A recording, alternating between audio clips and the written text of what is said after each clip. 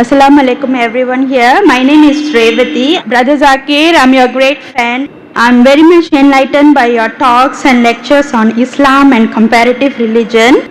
I have been reading Quran and I have a lot of Muslim friends. I'm from Singapore, born and brought up in India.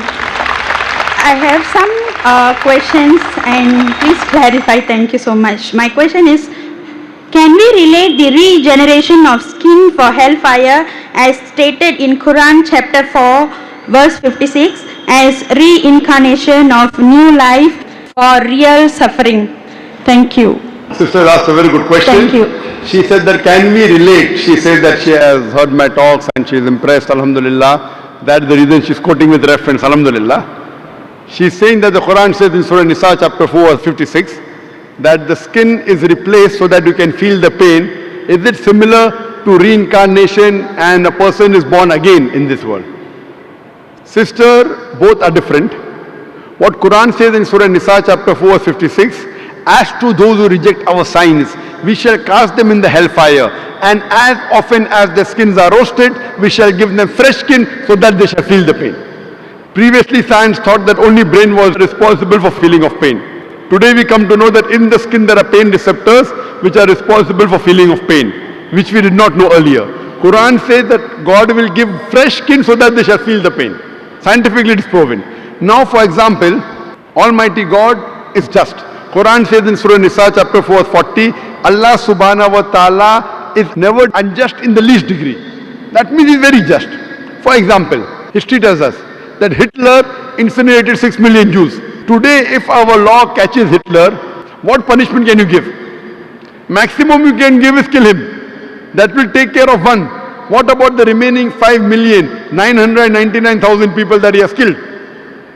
In the Akhirah, in next life, Almighty God says, as to those who reject our signs, we shall cast them in the hellfire. As often as the skins are roasted, we'll give them a fresh skin. If Almighty God wants to incinerate Hitler 6 million times, he can do it. 12 million times he can do it. This is an example of the punishment in the next life. This does not justify about the cycle of rebirth. This cycle of rebirth, sister, if you read in the Vedas, Veda is the most authentic book amongst all the Hindu scriptures. The Veda speaks about Punarjanam. In Rig Ved, volume number 10, Punarjanam. Punar means next, Janam means birth. Even we believe in next birth. Even Quran talks about next life. Once we die, we'll be resurrected on the day of judgment. Same thing Veda says. Punarjanam means next life. But the scholars of Hinduism, they came out with a philosophy known as Samskara. Samskara in Hinduism, it is the cycle of birth, rebirth, birth, rebirth, birth, rebirth. This is nowhere mentioned in the Veda. Veda speaks only about next life, which even Quran speaks. But the scholars of Hinduism could not justify how people are born. Some people are born handicapped, some people are born in poor family, some people are born with congenital heart disease. So God cannot be unjust. So to justify the justice of God, they come with a new philosophy called as samskara, cycle of birth, death. Maybe in their previous life, they did some wrong deed, therefore they are born handicapped. This is the philosophy of the Hindu scholars, not of the scripture. Your Vedas are very explicit, Punarjanam, next life. Even Quran says, you come in this world. Allah says in the Quran in Surah Mulk chapter number 67 verse number 2, Allazi khalaqal mauta wal hayata. It is Allah who has created death and life to test which of you is good indeed. So this world you have only life once. Once you die, Almighty God will resurrect you on the day of judgment. That's what the Vedas say. But the Hindu scholars, they could not explain why some children are born deaf, some dumb, some with heart disease, some in a poor family. Because they could not justify, they came with this philosophy which is not mentioned in the Vedas. Same way if you read Bhagavad Gita. Bhagavad Gita says that how does a soul change body? How does a caterpillar, when he goes to a blade, he jumps onto a new blade? Same way the soul changes into a new body. Doing once we have no problem, but doing multiple times is totally wrong. Now, I will give the explanation. What does Islam have to say that? Or you will ask me the question, okay, if the Hindu Pandits are wrong, what is the explanation in Quran? In Islam, As I mentioned, Allah says in Surah Mulk chapter 16 verse number 2, Alladhi khalaqal mawta wal hayata. It's Almighty God has created death and life to test which of his good indeeds. So this life, sister, is the test for the hereafter. Every year when you appear for the examination, the test paper keeps on changing, right or wrong? You can't have the same paper. Similarly, Almighty God tests different people in different ways. The Quran says your children are a test for you. Quran says your wealth is a test for you.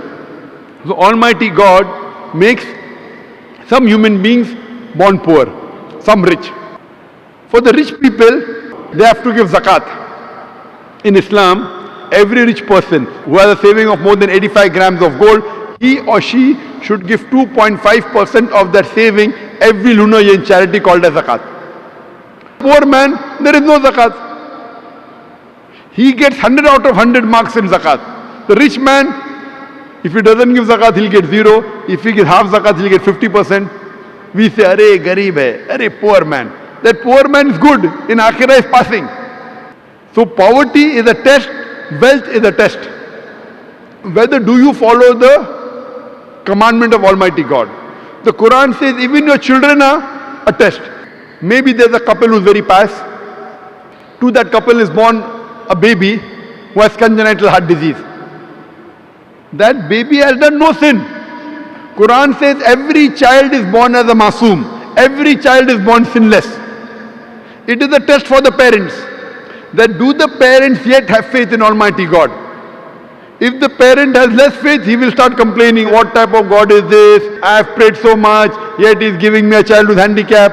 A good Muslim, he will say, Alhamdulillah, praise be to Allah. He will accept it. He will not complain. Maybe God wants to give that parent higher degree. If you pass your bachelor's in arts, easy test, you get bachelor's degree. But if you pass MBBS, you get doctor in front of your name. But to pass MBBS is difficult. So maybe Almighty God wants to give that parents a higher degree in Jannah. Even if they pray 5 times, now God wants to test them by giving them a child which is handicapped. To see whether the parents yet have faith in God or not. If they pass the test, they get a higher degree in Jannah. So the wealth, poverty, health, disease is a test. It is nothing to do with your previous life. That is the theory of the Pandits, not of Vedas. So Veda is the same thing what Quran is talking about. You come in this world once, then you have next life, Punarjanam. But not death, birth. This is not part of Veda. Hope that answers the question, sister.